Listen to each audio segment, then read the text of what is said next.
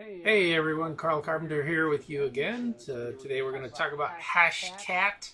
I'm going to make it nice and simple and quick and short and things like that. Just going to cover the basics to get you the understanding of Hashcat. So what is Hashcat? Well, first off, it is a application that can be run on Windows or Linux. Comes with Kali built in. But the whole idea behind Hashcat is to take a encrypted password, a hashed password, and decrypt it and come up with what the whatever the password is. So just so everybody knows, in order to keep the video short and sweet, we are going to use a very simple password so we don't spend all day doing a brute force attack or anything like that.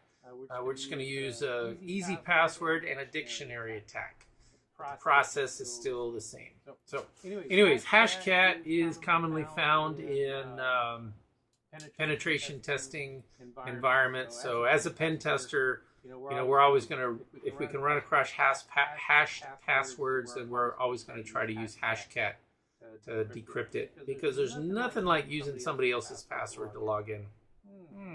All right, but if you're a network engineer, security guy, whatever, and you're running some software tests on software inventory on people's machines, then it's certainly interesting if you run across Hashcat, because there's not too many people that legitimately should be using it inside a company or client environment, because it is still used to decrypt passwords. So if a normal user has Hashcat, then you should probably ask, why is that? Good question to ask. All right, so let's talk about the authentication process. First off, password is only half of the equation. The other half is the username or the account or whatever, which in most cases is going to be an email address. So if you have the email address already, then you're 50% of the way there, thinking optimistically. Woo! So the other 50% involves a password of some sort. So, and then there's also the possible standpoint of multi-factor authentication, but let's not go down that route right now. So passwords. Passwords can come in two different types, pretty much. Encrypted or unencrypted. Now, an unencrypted password, that's something that's in the clear or clear text. So that would be like FTP or Telnet or something like that. Hashcat is exciting, and anybody running Wireshark would be able to see the password in the clear. So it's not too hard to decrypt unencrypted passwords. You just have to sniff the network and be at the right place at the right time to literally just see them. Then the opposite side of the spectrum here is we have encrypted passwords.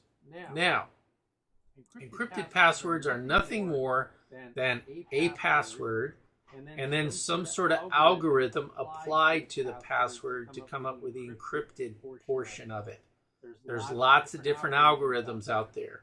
Some of them are old, some of them are not so old, but it's really just math. So if you had 2 times 2 to come up with 4, you wanted to figure out what you started out with, well, 4 divided by 2 is 2, 4 divided by 1 is 4, and 4 divided by 4 is 1. There's only 3 options in that very simplistic case. So that means out of those options, you had a 33% chance of figuring out the password right off the bat in that case. All right. But since this video isn't about encryption and so on and so forth, and it is about Hashcat, we're going to talk about the absolute most basic encryption that, well, it's not really the most basic, but it's pretty basic, MD5, Message Digest 5. And the specific purpose of using MD5 encryption is because this video is designed to be short. So we don't want to pick something that's really complex, that's going to take more time. We want to pick something that's short so you can see it in real time, and I don't have to do any sort of super secret Steven Spielberg editing on the video to speed things up. All right. So that's what we're going to start off with. Now, when we run Hashcat, we also want to make sure we have the right kind of computer. So something fast is always awesome, but what's more important when running Hashcat is a GPU video card. And the key word here is NVIDIA. NVIDIA. So having a GPU video card is awesome because GPU video cards handle mathematical computations better than a normal CPU. So if you had a high-end CPU, then awesome. You can still run Hashcat. It's just not going to be as fast as if you had a GPU video card in your system. And what's absolutely faster is if you had several GPU video cards in your system, because then you can really crack some things really fast. All right, so Hashcat can be used in Windows and Linux. It's not an issue. It's generally designed to be a command line application, but there is a graphical version of Hashcat called Hashsuite. Not a sponsor, but if you like GUI environments, you can run that. Hashsuite, but pretty much it's the same thing in the end. One other thing you need to understand about running Hashcat or Hashsuite is temperature. Your computer is going to get hot, so make sure you have adequate cooling. Make sure your air conditioner in the house or wherever is running. Things like that. You're going to want to keep it cool, because if it gets too hot, it will slow down. All right. So first thing you need to do to run Hashcat is to download it. And if you don't know how to download it, then there's this phrase I use a lot called GTS. Google that stuff. So Google it. Figure out where you can download it from and run it. It's not a difficult thing. A lot of the commands will be on the Hashcat page anyways. All right, then we want to open up a terminal window and we will start executing Hashcat. But before we execute Hashcat, what is one of the things we have to do first? We have to find the hashes. We have to get the hashes of the passwords as they're transmitted over the wire. So there's a lot of different opportunities to do that. You could use Responder, for example. That's a good one. If you can figure out how to use Wireshark and capture hashes, you could do that. But you need to get these hashes somehow or another as they go over the wire. So in real time. And running a capture application is really one of the best ways to do that.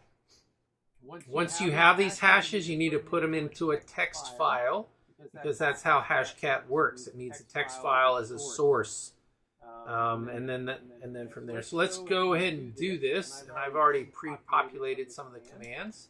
So moving on over here.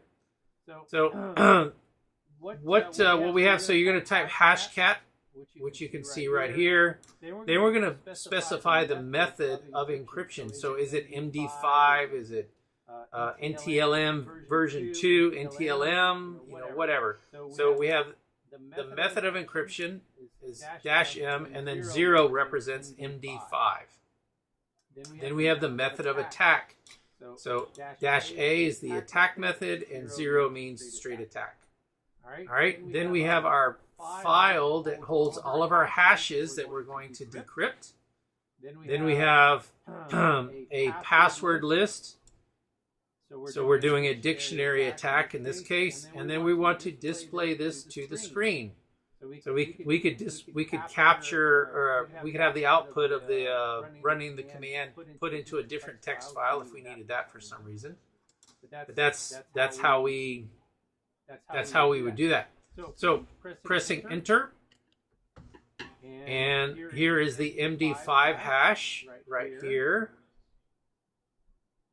And the decrypted password is right there. And of course, that's a password that no one's ever thought about using. No one's ever used it in any sort of examples or anything. Super secure and everything. So that is the decrypted MD5 hash, and that means hash word using that command. So if we wanted to try an NTLM password, I'm pretty sure you can guess what the password's going to be, but if you want to try NTLM, then same thing. We're changing the method from a 0 right here to 1000, which represents NTLM. We're still doing a dictionary attack. We still have the text file that has the hash in it, and this time we're changing our dictionary file to something else, and so on. So we're going to do that, and a little bit of time goes by, and look at that. We have the password. A password was decrypted. I mean, no one ever thought about using password as a password. It's so secure. And then this is the NTLM hash of password. And you can see that the MD5 hash is shorter than the NTLM hash slightly. Or I thought it was. Right there. So we have that. All right, so, and again, if you wanted to see the different attack methods, you could just simply go to the Hashcat website and look it up. So like 0 is dictionary, brute force is 3, things like that. If you want to see the different methods of encryption, then you'd have to go to the Hashcat website and look those up. So there's, 0 is MD5, NTLM is 1000. And there's a whole list of those things. So best thing to do is just look it up, GTS, Google that stuff, and you can replace the stuff with any other word that you feel would be appropriate, and you could see all the options for Hashcat. So with that, I will let you go. I am thinking I'm probably going to do a video on Nmap, maybe another video on Hashcat that's more in Hashcat. It's more in-depth, maybe some other Kali tools.